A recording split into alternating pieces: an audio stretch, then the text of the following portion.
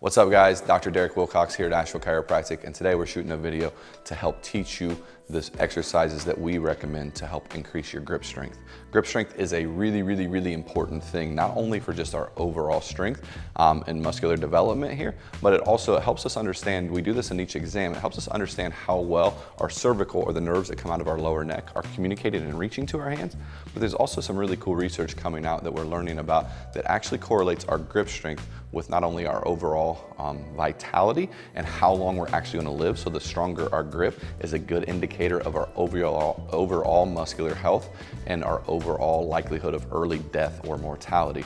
It also shows and supports the correlation between your grip and your overall cognitive development. So early onset dementia or any of our Parkinson's, anything in that realm there, making sure that cognitively, the way we think, the way we remember using our brain is directly correlated to the amount of strength we have in our hands and arms. So it's a really big indicator of our overall health, hence why we utilize that here on a daily basis, part of your exam, to determine how we're doing, not only from an ache and pain perspective, but most importantly with your overall health.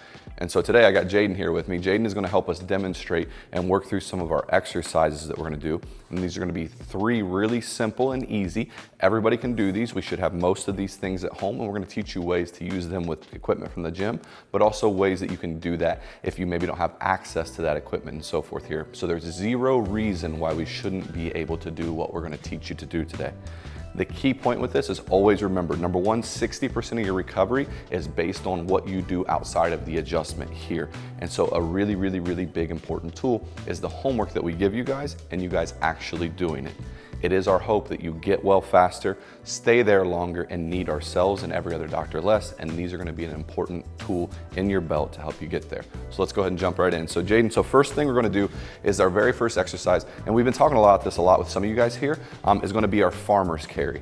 And farmer's carry is a really great for not only our grip, but it's an amazing core exercise here overall. So with farmer carry, there's a couple indicators we want to see that males 50 and younger, you should be able to carry your body weight in your hands for about a minute. Now that might seem like a lot at first and whatnot, and so we're going to teach you and kind of coach you through ways that we're going to build up for that. But males under 50, we want to see that we carry our body weight for up to a minute, and then females 50 and younger should be somewhere near 75% of your total body weight for a minute. And so what we're going to do here is we've got weights, and we're going to take these 2 weights, 2 dumbbells. You can use kettlebells as well. You can use buckets of water, right? 5-gallon bucket of water, whatever it is, and you're simply just going to have each weight in your hand. And you can do this, you can do the same weight each side, and if you want, you can even very few times, right, out in the real world, do we ever have moments of where we pick something up that weighs exactly the same. So they can be different weights, I'm not even opposed to that, but it's as simple as pick those weights up, really strong grip, holding, squeezing whatever we can there as absolutely as hard as we can, and you simply just walk with it. And so all we're doing is just like a farmer carrying buckets of water to water the pigs, and then just back and forth, simple as that, right? Focusing on good tight core and squeezing the dumbbells like you're trying to break them, basically. And so again, simple and easy there. Farmer's carry, significant amount of weight in your hands, each carrying it for approximately a minute, whatever distance that you need to go to accomplish that. So number 1, farmer's carry there. So next we're going to keep the weights in our hands here. What we're going to do is more of a weighted wrist curl. And so there's a couple ways you can do these based off of the mobility and flexibility in your elbows. And so what we're going to focus on first is going to be working the flexors of our forearms, which are the muscles that are here on the inside. And all you're going to do is you're going to stay in the position like you did with farmer's carry, and you're simply just going to curl the weights in, okay? Now these are going to be not as much a time thing, this is going to be more of a rep, right? A rep is an individual of the exercise, so we're going to focus on at least 10 to 12 reps here of that. So we would do 10 to 12 reps of your flexors, which is curling them that direction. After you do those 10 to 12 reps there, you're going to then do the opposite. You're going to work the extensors, which is the muscles on the outside of the arm. So as you notice there, Jaden has taken his wrist and he is going the opposite direction.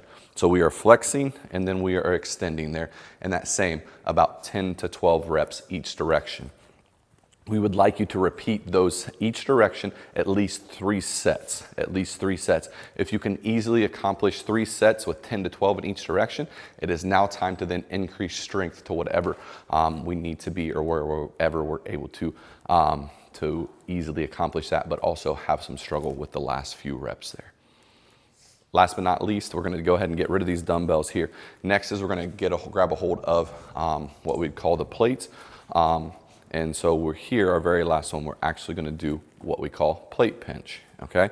And so gonna hold in the same position that we were doing with the dumbbells here.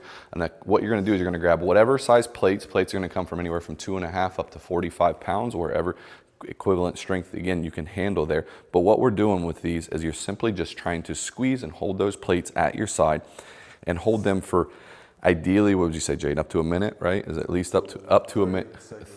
Okay, so you're gonna start at 30, right? Work up to 30, build to a minute with that weight, and then once you can easily accomplish that 1 minute time there, we're then gonna increase that weight, right?